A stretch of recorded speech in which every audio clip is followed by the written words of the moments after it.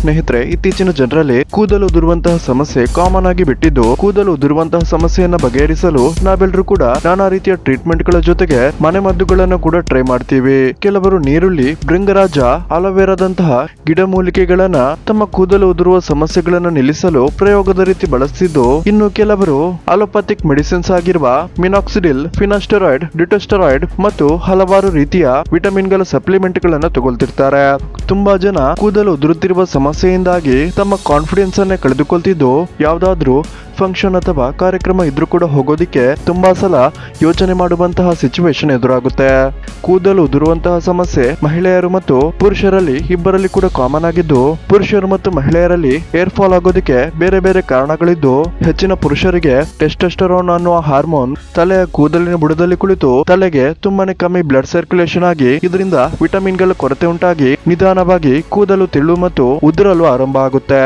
ಮಹಿಳೆಯರಲ್ಲಿ ಸಾಕಷ್ಟು ರೀತಿಯ ಹಾರ್ಮೋನ್ಗಳಿಂದ ಹೇರ್ ಫಾಲ್ ಸಮಸ್ಯೆ ಉಂಟಾಗುತ್ತೆ.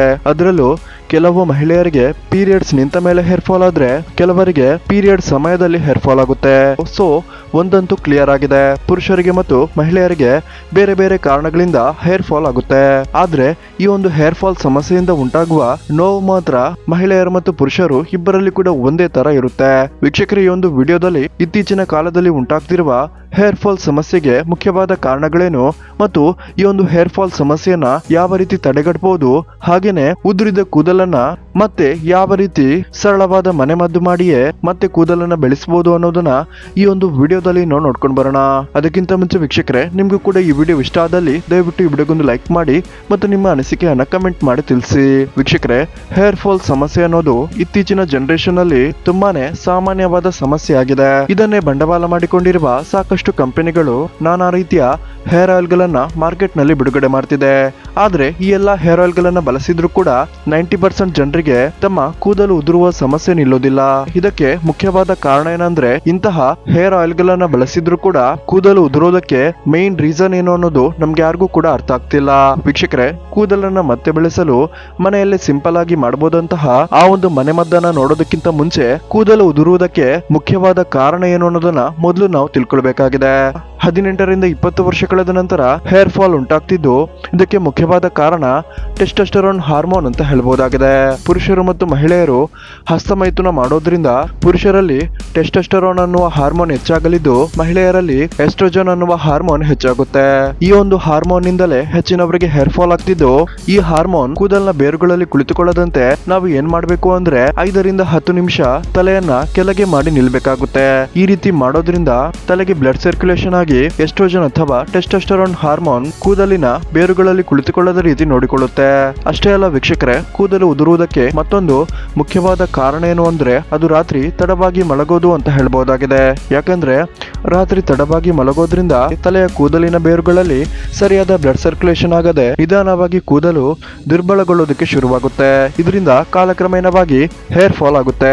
ವೀಕ್ಷಕರೇ, ಕೂದಲು ಉದುರುವುದಕ್ಕೆ ಮತ್ತೊಂದು ಮುಖ್ಯವಾದ ಕಾರಣ ಏನು ಅಂದ್ರೆ, ಅದು ನೀವು ಪ್ರತಿನಿತ್ಯ ಸ್ನಾನ ಮಾಡುತ್ತಿರುವ ನೀರಿನಲ್ಲಿ ಕ್ಲೋರಿನ್ ಅಂಶ ಹೆಚ್ಚಾಗಿ ಇರುವುದು. ಇತ್ತೀಚೆಗೆ ಕಾರ್ಪೊರೇಷನ್ ಮತ್ತು ಪಂಚಾಯಿತಿಯಿಂದ ನೇರವಾಗಿ ಎಲ್ಲರ ಮನೆಗೂ ನೀರು ಬರ್ತಿದ್ದು, ಈ ಒಂದು ನೀರಿಗೆ ಕಾರ್ಪೊರೇಷನ್ ಅಥವಾ ಪಂಚಾಯಿತಿಯವರು ಸ್ವಲ್ಪ ಪ್ರಮಾಣದ ಕ್ಲೋರಿನ್ ಅನ್ನುವ ಕೆಮಿಕಲ್ ಅನ್ನ ಮಿಕ್ಸ್ ಮಾಡ್ತಾರೆ. ಕಲುಷಿತವಾದ ನೀರನ್ನ ಶುದ್ಧೀಕರಿಸಲು ಈ ಒಂದು ಕ್ಲೋರಿನ್ ಅನ್ನ ನೀರಿಗೆ ಹಾಕ್ತಿದ್ದು, ಒಂದು ವೇಳೆ ನಿಗದಿತ ಪ್ರಮಾಣಕ್ಕಿಂತ ಹೆಚ್ಚು ಕ್ಲೋರಿನ್ ಅನ್ನ ಹಾಕಿದ್ರೆ ಆ ನೀರಿನಿಂದ ಸ್ನಾನ ಮಾಡಿದ್ರೆ ಖಂಡಿತವಾಗಿಯೂ ಹೇರ್ ಫಾಲ್ ಆಗುತ್ತೆ. ವೀಕ್ಷಕರೇ, ಇದಿಷ್ಟು ಹೇರ್ ಫಾಲ್ ಆಗೋದಕ್ಕೆ ಮುಖ್ಯವಾದ ಕಾರಣ ಆಗಿದ್ದು, ಹೇರ್ ಫಾಲ್ ಅನ್ನು ತಡೆಗಟ್ಟಲು 50 ರೂಪಾಯಿ ಖರ್ಚು ಮಾಡಿ ಸಿಂಪಲ್ ಆಗಿ ತಯಾರಿಸಬಹುದಾದಂತಹ ಆ ಒಂದು ಸಿಂಪಲ್ ಮನೆಮದ್ದನ್ನ ಇಲ್ಲಿ ನಾವು ನೋಡ್ಕೊಂಡು ಬರೋಣ. ವೀಕ್ಷಕರೇ, ಈ ಒಂದು ಮನೆಮದ್ದನ್ನ ತಯಾರಿಸಲು ನಮ್ಗೆ ಬೇಕಾಗಿರೋ ವಸ್ತುಗಳು ಯಾವುದು ಅಂದ್ರೆ, 1 ಸ್ಪೂನ್ ನಷ್ಟು ಅಗಸೆ ಬೀಜ, 1 ಸ್ಪೂನ್ ನಷ್ಟು ಮೆಂತೆ ಬೀಜ ಮತ್ತು 2ರಿಂದ 3 ತುಳಸಿ ಗಿಡದ ಎಲೆ, ಹಾಗೇನೆ 2ರಿಂದ 3 ಕಹಿಬೇವಿನ ಎಲೆ ಮತ್ತು 2ರಿಂದ 3 ಲಿಂಬೆ ಹಣ್ಣಿನ ಬೀಜ, ಹಾಗೇನೆ ಸೀಗೆಕಾಯಿ ಪುಡಿ. ವೀಕ್ಷಕರೇ, ಇದರಲ್ಲಿ ಅಗಸೆ ಬೀಜ ಮತ್ತು ಸೀಗೆಕಾಯಿ ಪುಡಿ ಮನೆಯಲ್ಲಿ ಸಿಗದಿದ್ರು ಅಂಗಡಿಯಲ್ಲಿ 100 ಗ್ರಾಂ ಸೀಗೆಕಾಯಿ ಪುಡಿ ಮತ್ತು ಅಗಸೆ ಬೀಜವನ್ನ ಕೇವಲ 50 ರೂಪಾಯಿಯಲ್ಲಿ ಖರೀದಿಯನ್ನ ಮಾಡಬಹುದಾಗಿದ್ದು, ಈ ಒಂದು 100 ಗ್ರಾಂ ಸೀಗೆಕಾಯಿ ಪುಡಿ ಮತ್ತು ಅಗಸೆ ಬೀಜದಲ್ಲಿ ನಮಗೆ ಪ್ರತಿನಿತ್ಯದ ಬಳಕೆಗೆ ಬೇಕಾಗಿರೋದು ಕೇವಲ 1 ಚಮಚ ಅಗಸೆ ಬೀಜ ಮತ್ತು ಅರ್ಧ ಸ್ಪೂನ್ ನಷ್ಟು ಸೀಗೆಕಾಯಿ ಪುಡಿ ಮಾತ್ರ. ವೀಕ್ಷಕರೇ, ಮೊದಲಿಗೆ ನಾವು ಏನ್ ಮಾಡ್ಬೇಕು ಅಂದ್ರೆ ನೀರುಳ್ಳಿ ರಸವನ್ನ ತೆಗಿಬೇಕಾಗುತ್ತೆ. ನೀರುಳ್ಳಿಯನ್ನ ಚೆನ್ನಾಗಿ ಜಜ್ಜಿ ಅಥವಾ ಮಿಕ್ಸಿಯಲ್ಲಿ ಪುಡಿ ಮಾಡಿ ಇದರ ಒಂದು ರಸವನ್ನ ಮಾತ್ರ ತೆಗಿಬೇಕಾಗುತ್ತೆ. ಒಂದು ಬೌಲ್ಗೆ ನೀರುಳ್ಳಿ ರಸವನ್ನ ಹಾಕಿ ಅದಕ್ಕೆ ಅಗಸೆ ಬೀಜ ಮತ್ತು ಮೆಂತೆ ಬೀಜವನ್ನ ಚೆನ್ನಾಗಿ ಪುಡಿ ಮಾಡಿ ಹಾಕ್ಬೇಕಾಗುತ್ತೆ.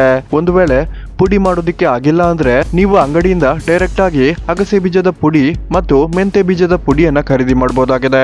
1 ಚಮಚ ಅಗಸೆ ಬೀಜದ ಪುಡಿ ಹಾಗೇನೆ 1 ಚಮಚ ಮೆಂತೆ ಬೀಜದ ಪುಡಿಯನ್ನ ಈ ಒಂದು ನೀರುಳ್ಳಿ ರಸಕ್ಕೆ ಹಾಕಿ ಚೆನ್ನಾಗಿ ಮಿಕ್ಸ್ ಮಾಡಿ ಆನಂತರ ತುಳಸಿ ಗಿಡದ ಎಲೆ, ಕಹಿಬೇವಿನ ಎಲೆ, ಲಿಂಬೆ ಹಣ್ಣಿನ ಬೀಜ ಈ ಎಲ್ಲವನ್ನ ತಗೊಂಡು ಚೆನ್ನಾಗಿ ಜಜ್ಜಿ ಇದರ ರಸವನ್ನ ಆ ನೀರುಳ್ಳಿ ರಸಕ್ಕೆ ಹಾಕಬೇಕಾಗುತ್ತೆ.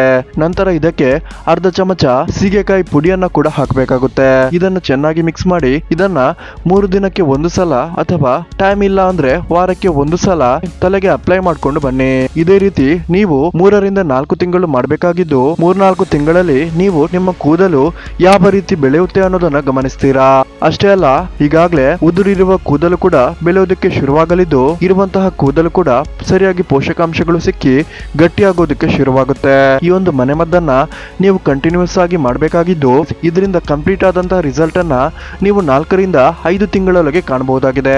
ವೀಕ್ಷಕರೇ, ಈ ಒಂದು ಮನೆಮದ್ದನ್ನ ನೀವು ಕೂಡ ಟ್ರೈ ಮಾಡಿ ನೋಡಿ ಮತ್ತು ನಿಮ್ಗೆ ಈ ಮನೆಮದ್ದು ಯಾವ ರೀತಿ ವರ್ಕ್ ಆಗ್ತಿದೆ ಅನ್ನೋದನ್ನ ಈ ವಿಡಿಯೋದ ಕಮೆಂಟ್ ಮೂಲಕ ತಿಳಿಸಿ.